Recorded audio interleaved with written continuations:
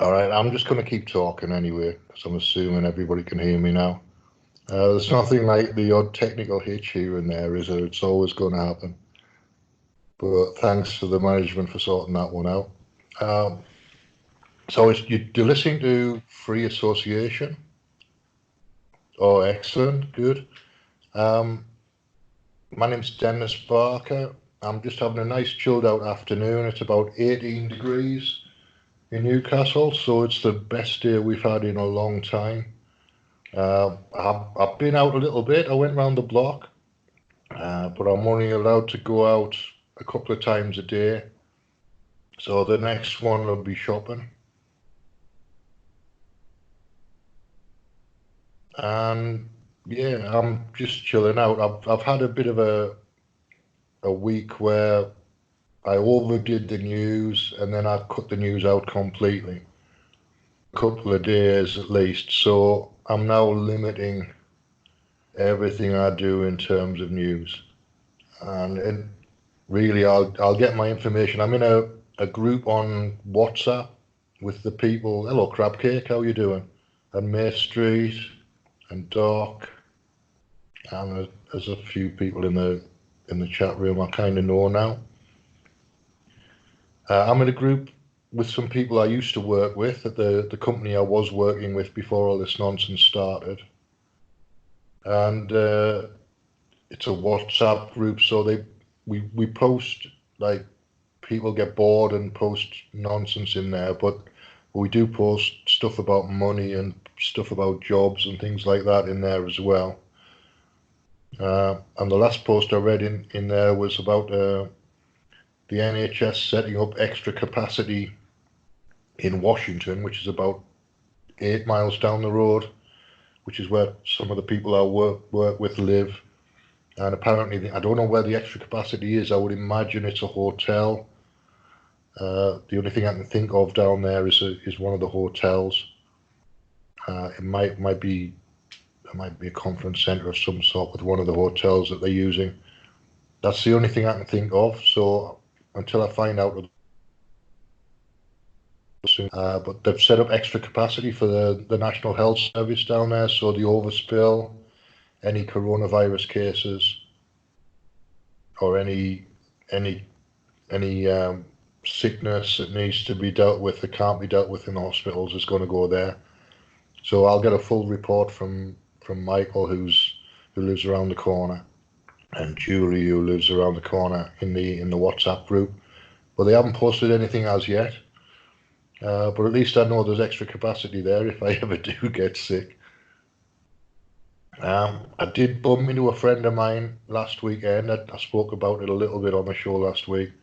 I went shopping last Saturday afternoon, and bumped into Jeff, who's a friend of mine who's in his late 60s, with a heart condition and suffers with asthma. So a little bit of a constitutional issues. He's got some sickness stuff going on, but he'd had some kind of the worst flu of his life, he said. So for 2 weeks he was holed up in a hotel, in isolation, basically living on crisps, I think, living on chocolate and crisps. But when I saw him, he looks a bit rough, but he always looks a bit rough, does Jeff? So you can't really tell. He seemed all right. He's good in himself, just recovering a little bit, I think. And he's the only person I know who's been struck down with this virus, and he wasn't diagnosed, but with all the symptoms he's had, I think that he was no doubt in his mind that that's what he had, and I'm happy to take his word for it. As far as the symptoms are concerned, he's a sensible bloke. He knows his head's screwed on, so he knows what's going on. He knows what's going on as well as everybody here in the chat room knows what's going on. So he's not going to pull his punches. He certainly doesn't pull his punches. He's got a serious mouth on him. When he wants to let loose, he can hurl abuse at just about anybody and completely floor them. Anyway, so that was last week. the last I saw was 900 deaths overnight, over 900. So we're getting to the point where we're hitting a plateau in the UK. There's nobody talking about opening anything up as yet, but we're hitting a plateau for deaths. And I don't know whether the new cases has slowed down or not yet, but I would think it wouldn't be very long. So what I normally do with this show is do a little bit of emotional freedom technique. So I'll just explain what emotional freedom technique is in case you haven't heard me before. It's a combination of affirmations and tapping on meridian points. So you don't need to worry too much about meridian points. It's the only one I use for the radio show is the karate chop point on the inside of my hand. So that's, if you're going to tap along with me, and I would suggest using 3 or 4 fingers of your right hand and tap on the inside of your left hand, or the other way around. Doesn't matter which. The tapping, physical contact does make a difference, because I've tried this with and without, and it does seem to make a difference for me. Everybody's different, so you've just got to test these things. But what I wanted to do was focus a little bit on releasing anger for the whole situation, really. Feeling a bit overwhelmed and being angry about being overwhelmed is kind of how I've been the last week or so. So now's as good a time as any to let go of some of that. So to start with, we need to get a number between 1 and 10 that's roughly where, on a scale of where my level of anger is. And it's not huge, so it might be a 6 or a 7. I'm not running around with a shotgun, but I am a bit annoyed because I can't go out and it's sunny. So that's my main issue at the moment. Is I've been told to stay. Well, obviously I will go out, but I've been told to stay in the house, and I'd quite like to be out in the sun. So to set the setup for that is, it's very simple. It's, even though I feel like I want to be outside, and I've told that I shouldn't be out, been told that I shouldn't be outside, I wholly and completely love, honor, and accept myself. So that's the setup. That's the starting point. So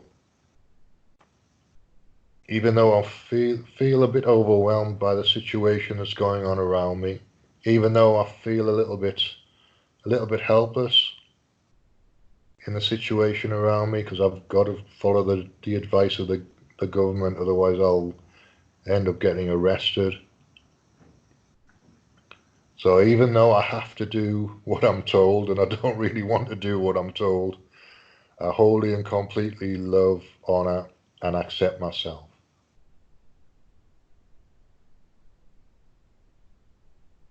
Even though I think the government reaction was a bit over the top and it's driven by medical hysteria, even though I don't agree with what's going on really around me, there's not that much I can do to change it. So I wholly and completely love, honor, and accept myself.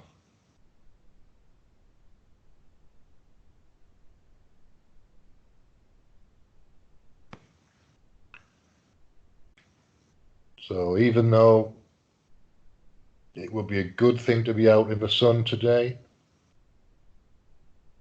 and it would be a good thing to be walking around in a park today, I've been in my flat most of the afternoon. I'm getting a bit stir crazy.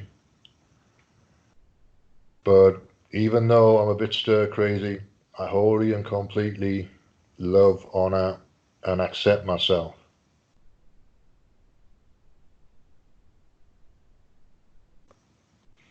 Right, and just take a deep breath.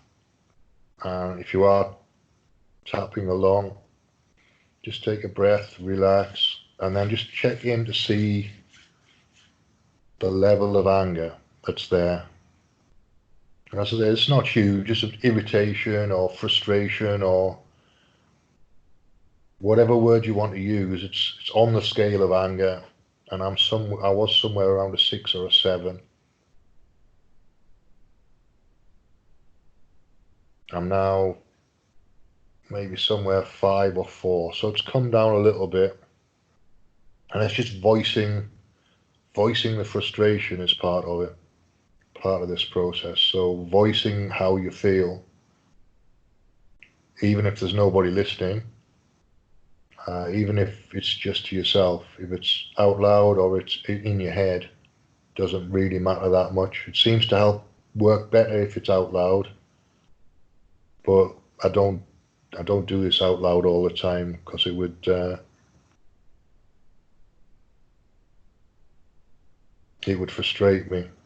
Yeah, Doc, anger's not necessarily a good thing to hold on to unless you're in a situation where you're feeling hopeless. So I described my situation where I was living in my previous place on here before, but in that kind of situation, anger's a help because it can be channeled. The problem with anger is if it isn't channeled, is it'll just fly around and hit people. Like it'll hit anybody who's in the vicinity.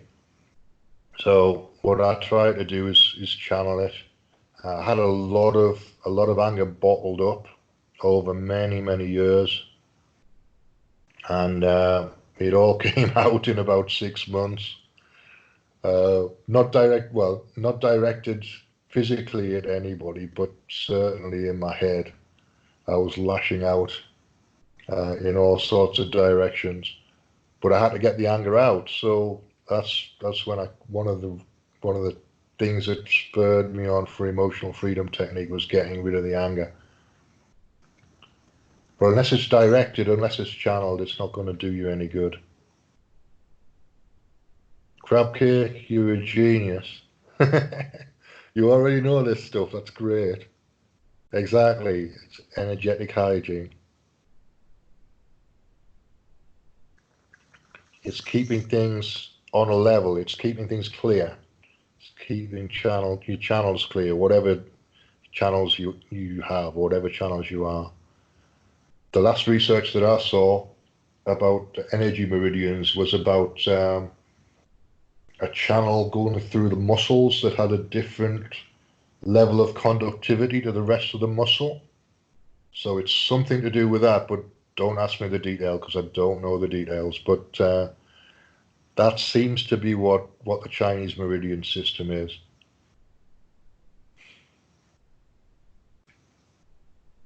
So we'll go back through one more time for the anger thing, and see how we get on. So I'll do the same setup. So I was down to about a 5 or maybe a 4.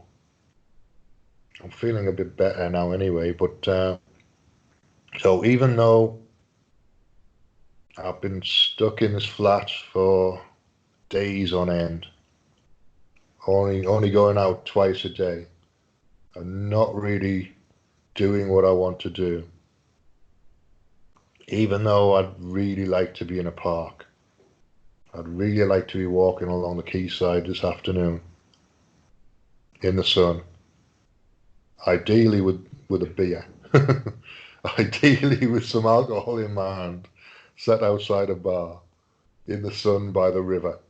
That would be the ideal situation. But even though I'm stuck in this flat, I wholly and completely love, honor, and accept myself.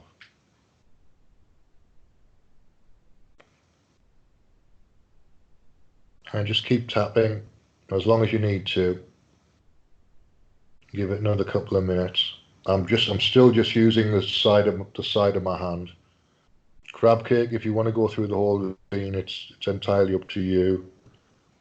I'm leaving everybody with personal responsibility for their own stuff here. I'm doing mine, and I'm talking through it so that anybody who wants to join in can join in.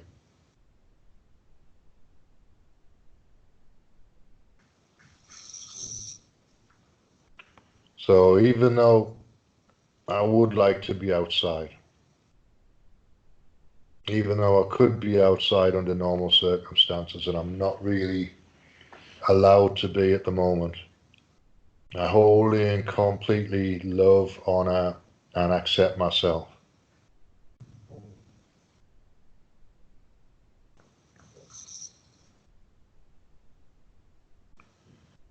I'm just going to take a deep breath and then see how I'm getting on. I'm feeling quite a bit better now. So I think I'm probably down to a 3 from about a 6 or a 7. So we've not done too badly with that.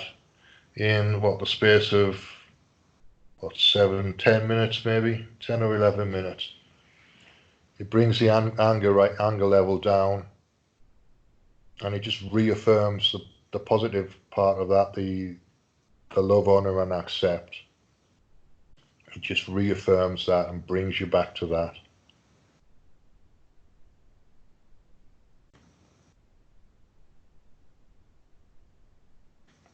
I will post one crab cake. I've been thinking about doing an EFT video just to talk people through it.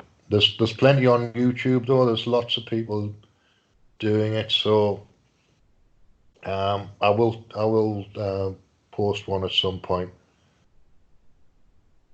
Most of what I've been doing the last couple of days, because I've been trying to avoid the news, most of what I've been doing is my website. So I've got a Reiki website that needs looking at, that I needed to update, and I've just set one up for the radio show as well. So that's taken up the last couple of days, but I'll get onto the EFT video and on YouTube and see if I can put something together for that. You can literally just do it with one point, or you can use the side of your hand, you can use the center of your chest, and just what I do is just fold your fingers over and just bounce it off the middle of your chest, and that works just as easy. That point on the center of your chest is very, very good for lots of things. And the top of your head, you can just pat the top of your head as well. So there's lots of different ways to do it, lots of different combinations of points, but for the sake of the radio, I just stick to one point or maybe 2 points and just get people started. If people haven't come across this before, half a dozen points is probably going to confuse them, particularly if they're just doing it from my voice. But we'll see. I'll get something sorted for next week. What else are we going to do today? So I'm taking it very easy. I'm going to have a glass of milk and then figure out what we're going to do.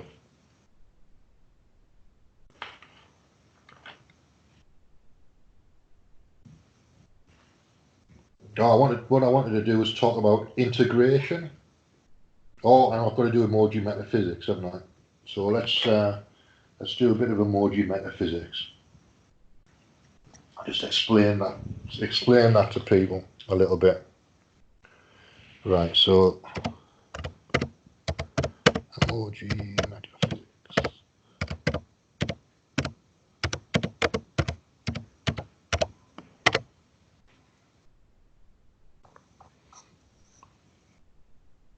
So I'll just give a little bit of history.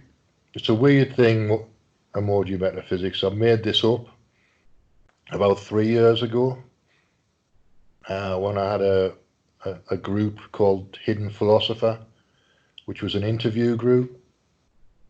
We used to meet in a bar on a Tuesday evening at about 5:30, 5:45, and go through till about 8 o'clock.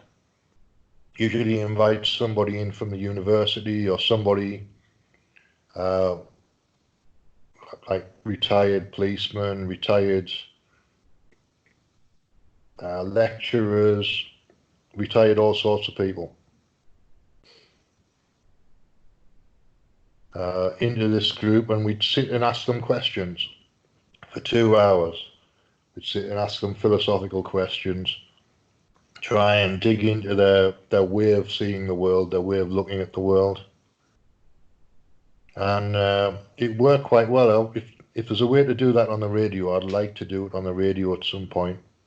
But for the time being, I'll stick with an hour. But if I can get it up to 2 hours and find a place to do this with enough guests, then I can do 5 or 6 shows and then take a break, and then do another 5 or 6 shows and take a break. It would work like that, but it takes a lot of effort to get the guests together. It takes a lot of effort. Inviting people to this group was the main part of the job. It was getting to know people a little bit and then inviting them to the group. So it was all about the networking, that one. But back to emoji metaphysics. In that group, there was two guys who used to come regularly that I was working with. I was group leader, but they were there regularly and asking good questions. So we had a group on Facebook that we used to talk to each other in. And I was using Reiki in this group without telling anybody. Just setting up the space before the group. I always got there early, set up the space in the corner where we used to meet, cleared the space, make it good for communication, good for healing, and then just let the group do what it does. That's the way I used to do that one. But we had this group on Facebook, and I was playing with the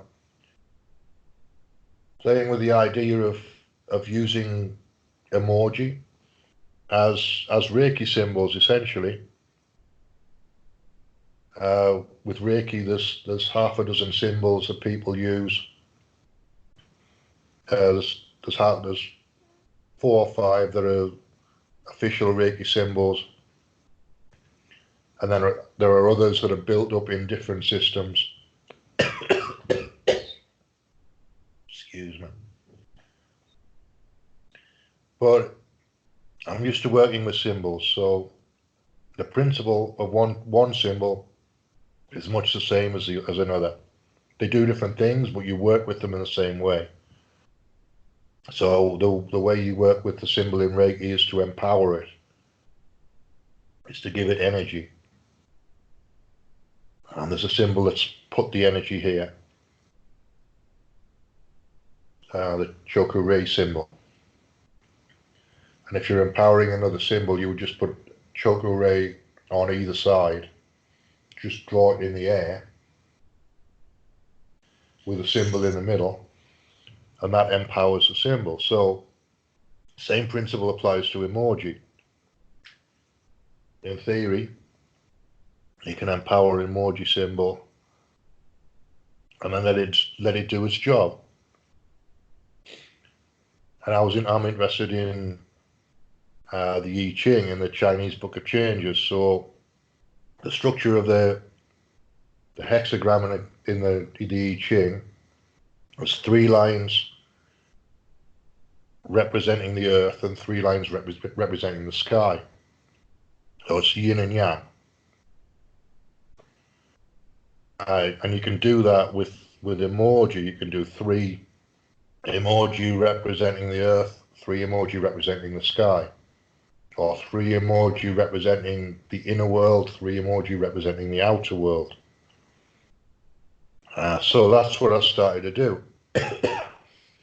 And I thought about it for a bit, and I came up with Panda to represent the yin part of the Book of Changes, and Rabbit to represent the yang part of the Book of Changes.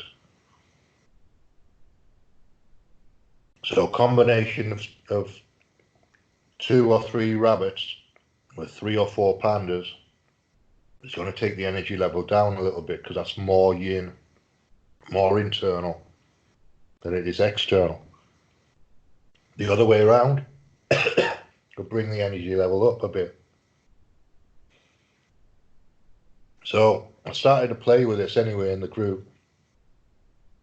posting lots of rabbits, essentially. Build up the energy, and then pandas to bring it down again. And it turns out it's quite effective. Crab Cake, you were asking me about this, I think on Tuesday, and I found it.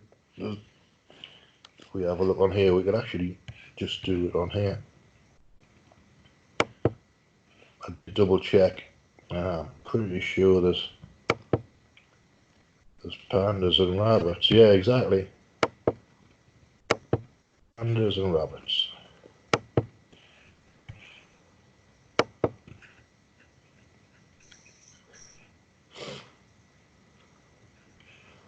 And the other one that I was working with, that I've been working with more recently, is a Japanese ogre or Japanese goblin.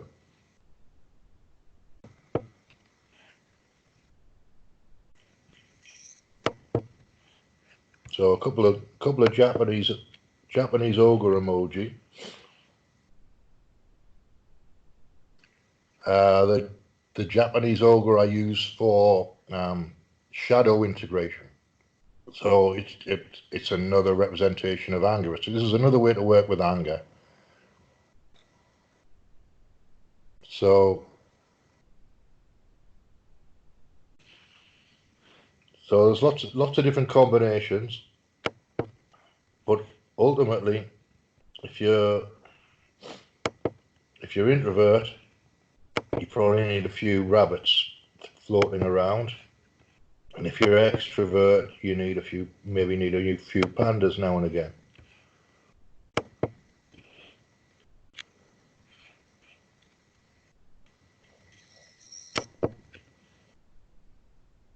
I'm not stealing your rabbits, honestly, but this is very effective, as I'm sure you know, Patrick, because you're a man for your emoji, so I'm sure you know this already.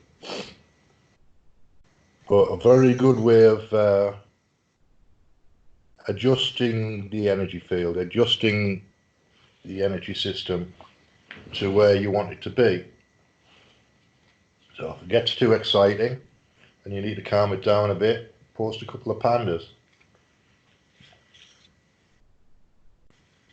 Or if the energy level's too low and you want to liven it up, post a couple of rabbits.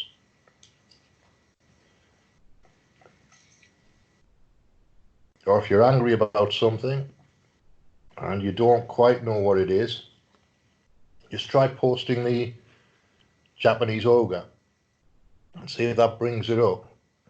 Because in my experience, it'll definitely bring up whatever's under the surface.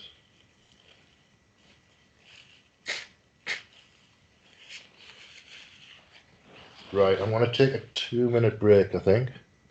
Just get another glass of milk. So just switch this off. I'll be back in 2 seconds.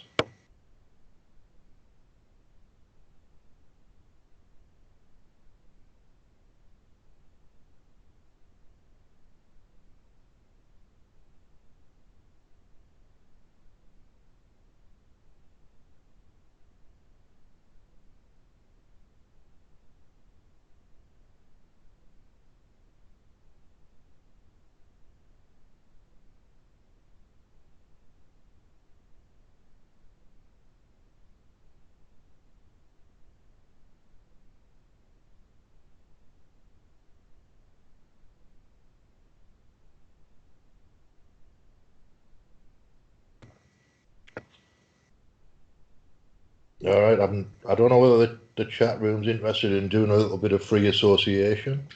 I could suggest a word though, if you want to play with words for a few minutes, see where we can go with it.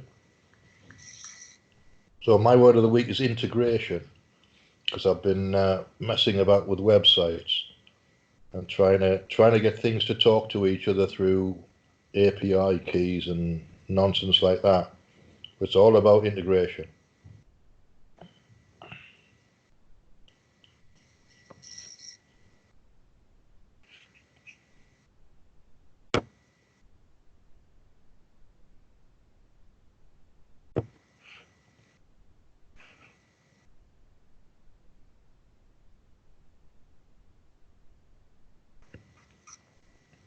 Crabcake, did that make sense about the emoji metaphysics? Did that make sense to you or not?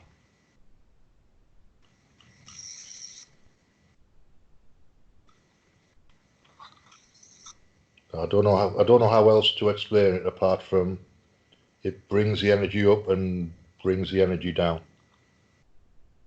Moves the center of gravity, moves the locus of control. That's the word I'm looking for.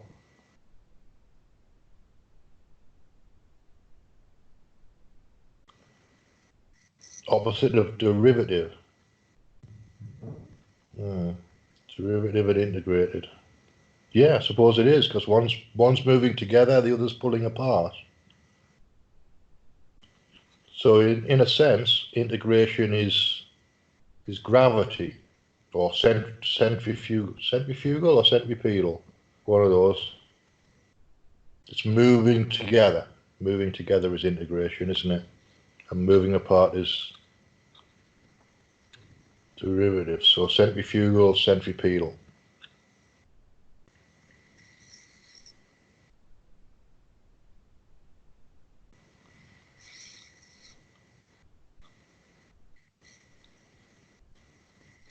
Okay, cool. At least I'm getting the basic idea across. That's probably the only thing I can do on a radio show. And it's all about playing with it. Ultimately, it's about playing with the idea and finding what works for you. I know what works for me. I can share that, but it's going to be something different probably that works for you, or something will be more prominent than other things. So everybody's different. Everybody's got different ways of looking at the world, different places they store their anger.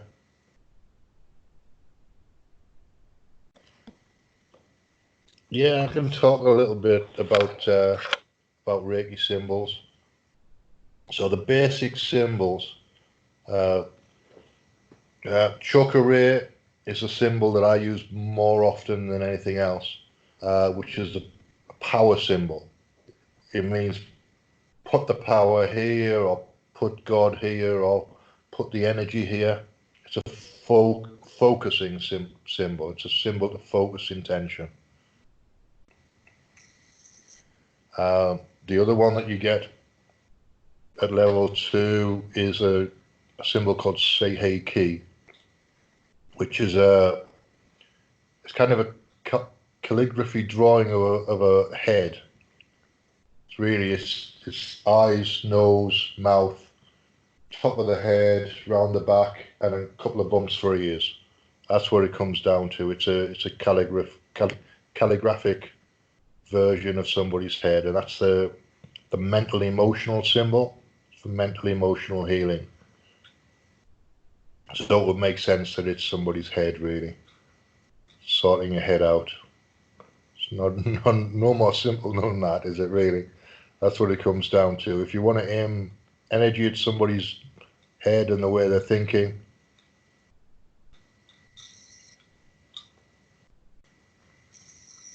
right, Crabcake, was it the Usui Reiki that you did?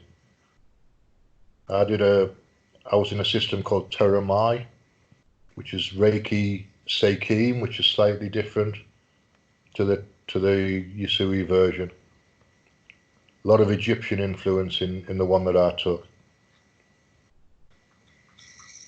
So, like Japanese, Buddhist, and Egyptian symbols, and well, not quite symbols, but there was a lot of emphasis on Saqqara, which is a pyramid in Egypt.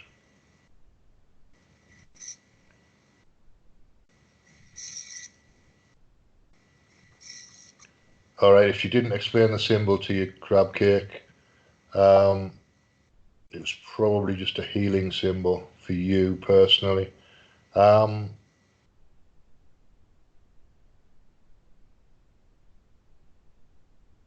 Yeah, I mean, the initiation process for Reiki, I can explain that a little bit as well. So in the system that I was in, the Teramai system, all right, so it was the Usui system that you were in. So with the Reiki that I did, there's 4 places that you would put symbols. So it would be actually probably more.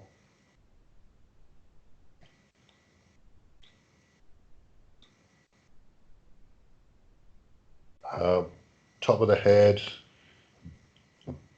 back of the neck, just under the skull, there were symbols placed. Trying to remember the level 1. The heart and hands. So hands, throat, third eye, top of the head. There was some symbols put in the back of the head as well.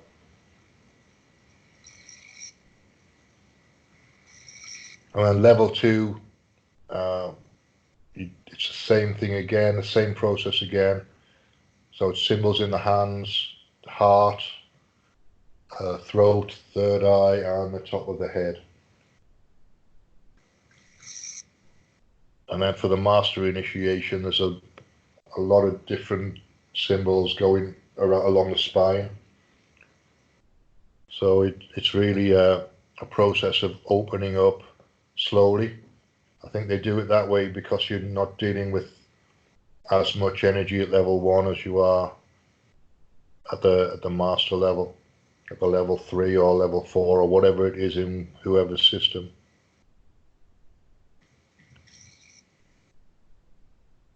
Right. Yeah, the Yasui system's slightly different, so I would imagine it would be okay, crab cake, but the way I was taught was symbols in the hands as well, and at the throat and the heart. So there's a lift at the occipital ridge, the way that I was taught, which is just the back of your skull, just where it joins the neck. There's a symbol drawn there, and you kind of lift that. So that's probably what you felt.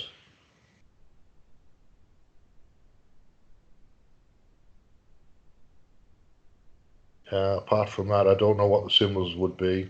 It would be power symbols at level 1 mostly. I don't remember whether Seiki was in level 1 and level 2. But you don't officially work with it until level 2 in the system that I was part of. I did my Reiki 20 years ago, which is why I'm trying to remember what it was all about. And I'm kind of qualified to teach it, but I don't really teach it. I never have. I've done things with people like as one-offs, but I've never run a group to teach Reiki. I'm not sure whether I ever will. I prefer to work one-to-one with people. You get more of a connection, and you can be more personal about it.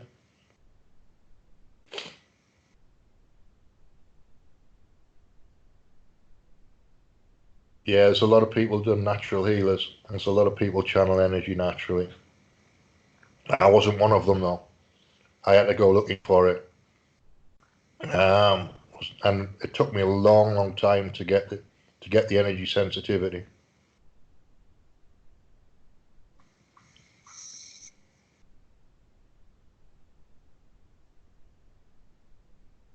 It took 9 months actually get the energy sensitivity in my hands that I needed.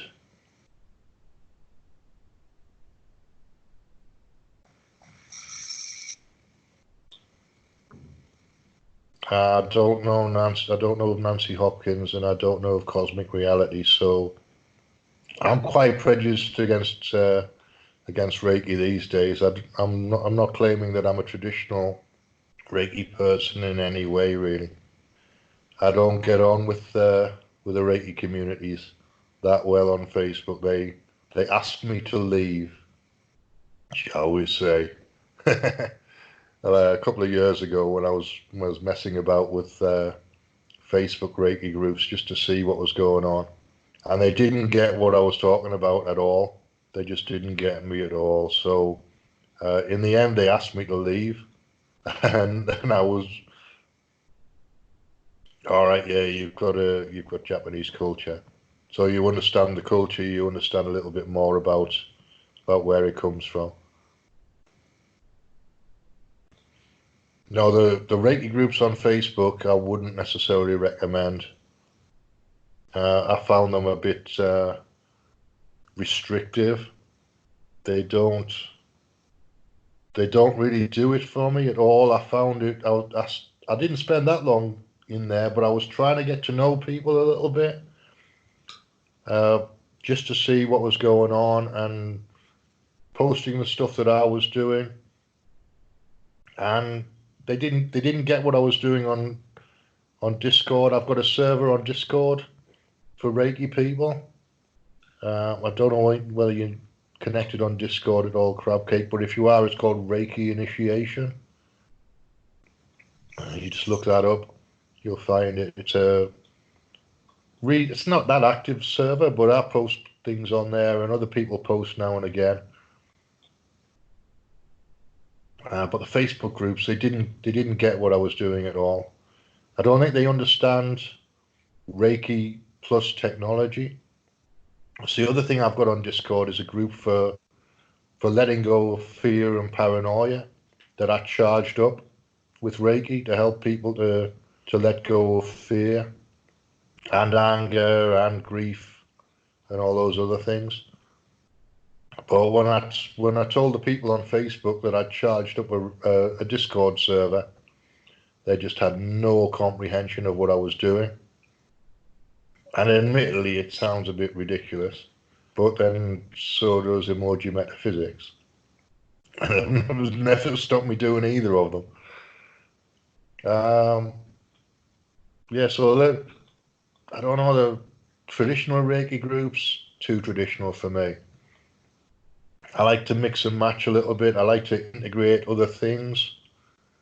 I like to integrate the technology. I like to integrate models from emotional freedom technique, models from Sedona method, models from psychotherapy.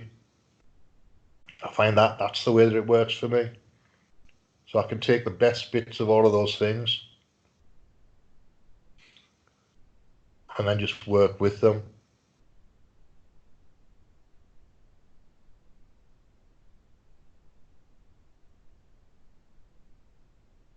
Yeah, it's a bit. I'm going to have some more milk, so I'm going to switch off for 30 seconds while I just get some more milk, and I'll be back and we'll wrap up. Just a reminder that you're listening to Revolution Radio. The show's called Free Association. Revolution Radio is listener supported, so if you can make a donation to help us out with keeping the station going, then just come to the website, which is freedomslips.com or revolution.radio. And there's a donations tab at the top of the website where you can make a donation if you're in the States or Canada, and you can become a Patreon, become a patron, and help to keep the station going with a monthly donation. So I'll be back in a second or two.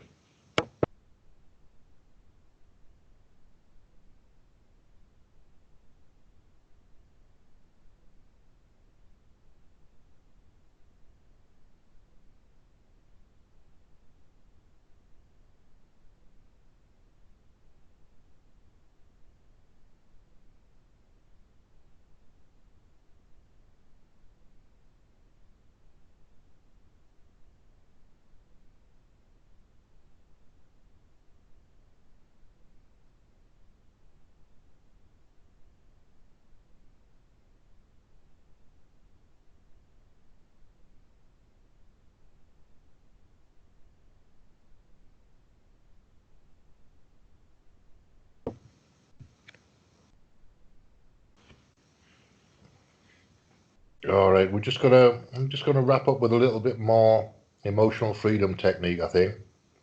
Just to let go of a bit of fear and anxiety. We'll do one or two rounds, and then by that time we'll be ready for the station IDs to come back on.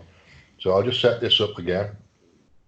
With fear, or anxiety, my level at the moment is about a 4, 3 or 4. More for my mother than me, but there's still some anxiety there. So I just go set this up with, even though I'm anxious for my friends and my family,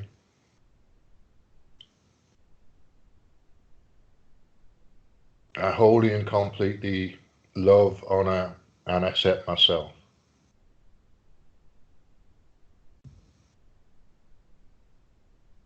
Even though I know my mother's getting anxious, and I pick that up from her when I speak to her.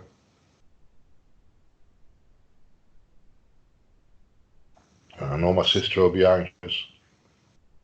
Even though the family believes what they see on the media, so there's not much I can do about it. I wholly and completely love, honor, and accept myself. So even if I'm feeling a little bit helpless in the family situation, trying to persuade people that there's something going on that they're not seeing is not an easy thing. And it's not something you necessarily need to do.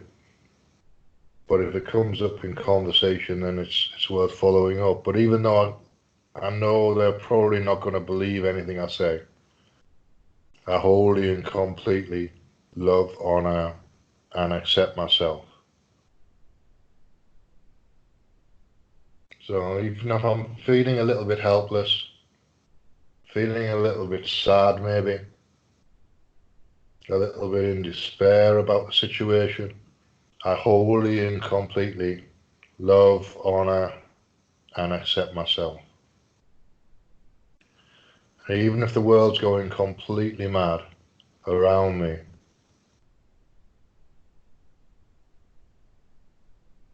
even if the world's insane and overreacting and hysterical, and there's nothing I can do about it, I wholly and completely love, honor, and accept myself.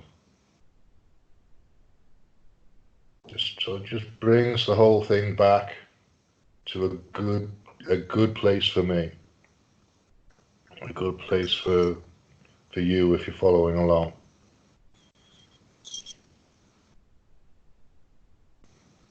So just take a deep breath and then check in and see where your fear and anxiety level might be.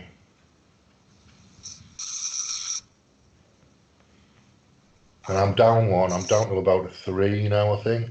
So 3 I can live with. 3 is okay. It's a little bit. Keep an eye on everything, but nothing. There's nothing that's going to kill me about this situation. I know that anyway.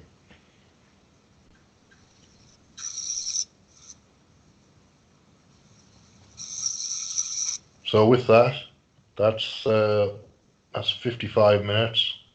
Or not quite 55 minutes because we had some technical issues at the beginning, but about 50 minutes. That's enough for now. I'll be back next week. We'll do the same thing again next week. It's roughly the same format every week. It's a little bit of sometimes a monologue, always emotional freedom technique, sometimes a little bit of Reiki, sometimes a little bit of emoji metaphysics or something else that I've come across that I like the look of or like the sound of. Anything that I've found that pulled me in that direction over the week, I'll use on the radio show, or I'll test on the radio show. So that's it from me.